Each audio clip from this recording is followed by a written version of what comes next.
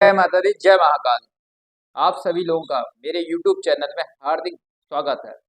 दोस्तों, एक बार फिर से मैं स्वर विज्ञान पर चर्चा करूंगा। स्वर विज्ञान एक ऐसा विज्ञान है जिसका यूज करके, जिसका प्रयोग करके हम अपनी समस्त मनोकामनाओं को पूर्ण कर सकते। स्वर विज्ञान के बारे में यह बात प्रचलित है कि माँ पार्वती जी ने शंकर जी से पूछा, वट वृक्ष के नीचे, वट वृक्ष की छाया में ऐसा कौन सा विधान है, ऐसी कौन सी शक्ति है हर व्यक्ति के पास में, हर मनुष्य के पास में, जिसका यूज करके वो अपने समस्त इच्छाओं को पूर्ण कर सकता है, साथ ही साथ हर चीज में सफलता हासिल कर सकता है। तब शंकर जी ने स्वर विज्ञान के बारे में बताया। स्वर विज्ञान के बारे में विस्तृत वर्णन शंकर जी की बुक टीवी योग में वर्णन है। आज मैं उसी के बारे में बताऊंगा।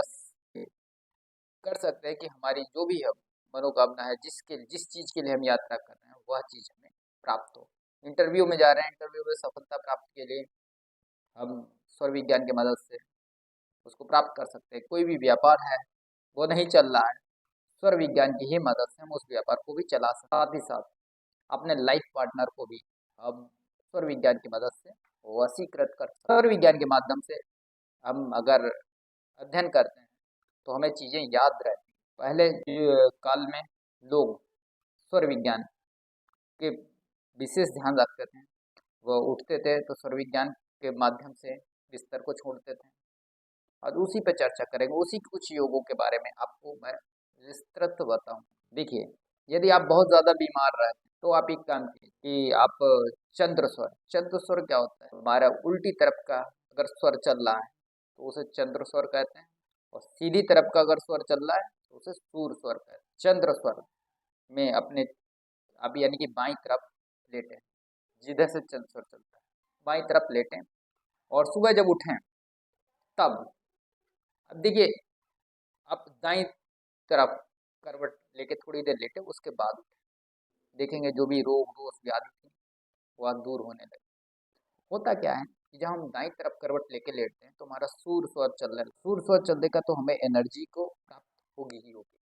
साथ ही साथ जब हम सुबह के टाइम जब उठते हैं तो हम दाईं करवट में थोड़ी देर लेटेंगे, जिससे कि हमारा बायां स्वर चलने लगेगा और हमें शांति की प्राप्ति होगी। और जब मन शांत होगा तब हम कार्य करना शुरू करेंगे तो सफलता मिलेगी। इसी प्रकार से जब भी हम जो भी कार्य करते हैं, जब भी हम कार्य के लिए बाहर निकलेंगे, घर से बाहर निकलें, तो ध्यान रखें कि देखिए हमारा सूर स्वर चले, सूर स्वर सीधी तरफ का या चंद्र स्वर ही, दोनों में से कोई एक स्वर ही चल रहा होगा। आप उंगली लगा के देखना किस तरफ का स्वर चल रहा है, किस तरफ से, दाईं तरफ से ज़्यादा तेज हवा या सब छोड़ेंगे निकल रही कि दाईं तरफ से कि बाईं तरफ से, इस चीज़ को देखना। अगर आपका दाएं स्वर चल रहा है तो दाएं तरफ का पैर घर से बाहर निकालेंगे, अगर बाएं तरफ का स्वर चल रहा है तो बाईं तरफ का पैर बाहर निकालेंगे। इसी प्रकार जब आप अपने कस्टमर को डील करते हैं, अगर आप व्यापार कर रहे हैं, अपने कस्टमरों को डील कर रहे हैं, तो आप ये ध्यान रखें कि जिस तरफ का स्वर चल रहा है, आपका कस्टमर अगर उसी साइड में होता है तो आपकी बात का विशेष ध्यान रखता है तथा आपके व्यापार में उन्नति होगी, क्योंकि जो आपका कस्टमर है वो आपकी सुनेगा, तो जैसा आप चाहते हो वैसा करेगा। अगर आप मार्केटिंग की जॉब कर रहे हैं तो इस चीज़ का विशेष ध्यान रखें। जो भी कस्टमर आप डील कर रहे हैं, अगर वह दाहिनी तरफ का स्वर चल रहा है, दायां स्वर चल रहा है, तो उसे दाएं साइड में रहे हमारा कस्टमर, अगर बाईं तरफ का चल रहा है तो बाईं तरफ। उसी प्रकार यदि आप किसी भी विशेष हस्ती से मिलना चाहते हैं तो उसका भी यह ध्यान रखें कि आप इस तरीके से खड़े होइए या बैठिए कि वह जिस तरफ का स्वर चल रहा है उसी तरफ आपके रहे। लेकिन यदि कोई स्त्री जातक है तो आप ये बात विशेष ध्यान रखें, जब आपका चंद्र स्वर चल रहा होगा, चंद्र स्वर मतलब उल्टी तरफ का चंद्र स्वर चल रहा होगा, तब आप इस तरीके से खड़े हों उसके सामने या बैठे कि वह विपरीत दिशा में, इस चीज़ का विशेष ध्यान रखें। कन्या या महिला के लिए अगर उसको आप वशीकृत करना चाहते हैं, वो चाहते हैं कि आपकी बात माने, तो आप ऐसे खड़े होइए या बैठिए कि वह आपका बायां स्वर चल रहा हो और दाहिनी स्वर की तरफ उस कन्या या महिला जातक को होना चाहिए। इसके लिए स्वर का विशेष महत्व है। स्वर किस स्वर पे क्या करना चाहिए, ये चीज़ अगर हम पूर्ण रूप से जान लें, कभी विस्तृत मैं इसे और भी विस्तृत आप लोगों को बताऊंगा। कुछ योग मैं आपको इसके बता दे रहा हूँ। स्वर के माध्यम से ही हम अपने समस्त रोगों को दूर कर सकते हैं। स्वर के माध्यम से ही अगर देखा जाए तो हम मनचाही संतान भी प्राप्त कर सकते हैं। यदि हमारा सूर स्वर चल रहा है, मतलब दाहिनी तरफ का स्वर चल रहा है, तो हम अपने पार्टनर के साथ संबंध बनाते हैं तो पुत्र संतान की प्राप्ति होती है। इसी प्रकार अगर बाईं तरफ का स्वर चल रहा है, चंद्र स्वर चल रहा है, अपने पार्टनर से संबंध बनाते हैं तो कन्या संतान की प्राप्ति होती है।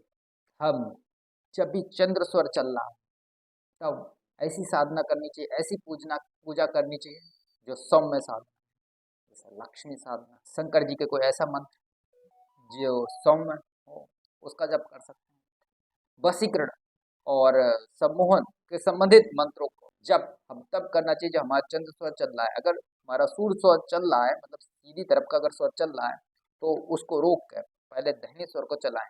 जब दाहिना स्वर पूजा करनी चाहिए जो सौम्य साधना, जैसे लक्ष्मी साधना, शंकर जी के कोई ऐसा मंत्र जो सौम्य हो उसका जप कर सकते हैं। वशीकरण और सम्मोहन के संबंधित मंत्रों को जब हम तब करना चाहिए जब हमारा चंद्र स्वर चल रहा है। अगर हमारा सूर्य स्वर चल रहा है, मतलब सीधी तरफ का अगर स्वर चल रहा है, तो उसको रोक कर पहले दाहिने स्वर को चलाएं। जब दाहिना स्वर चलने वो दाहिने स्वर को रोक कर बायां स्वर चलाएं। जब बायां स्वर चलने लगे तब सम्मोहन और वशीकरण के मंत्रों का जप करें तो उनका प्रभाव बहुत ज्यादा बहुत जल्दी होता है। जब हमारा दाहिना स्वर चलता है तो हमें उग्र साधनाएं करनी चाहिए, जैसे भैरव साधना, काली साधना, बगलामुखी साधना। इस तरीके की साधना को करना चाहिए जो कि उग्र साधना, उसमें विशेष सफलता मिलती है। अतः हम ध्यान रखना चाहिए कि हम कौन सी साधना कर रहे हैं, हमारा स्वर कैसे रहता है। हम पूजा भी स्वर माध्यम से अगर करेंगे तो उसमें विशेष सफलता मिलेगी। विज्ञान के माध्यम से हम किसी को भी वशीकृत कर सकते हैं। बस ध्यान रखना है कि स्वर का प्रयोग कैसे करें। जल्दी मिलता हूँ नए वीडियो के साथ में, तब तक के लिए जय माता दी, जय माता।